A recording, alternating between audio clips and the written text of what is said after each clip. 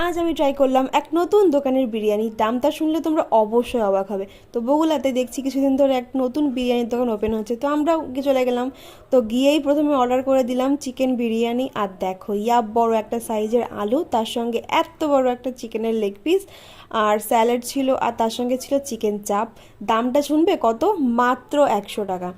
আর ভাবছিলাম যে নতুন দোকান কেমন হবে খেতে, তো চলো ট্রাই করে দেখা যাক।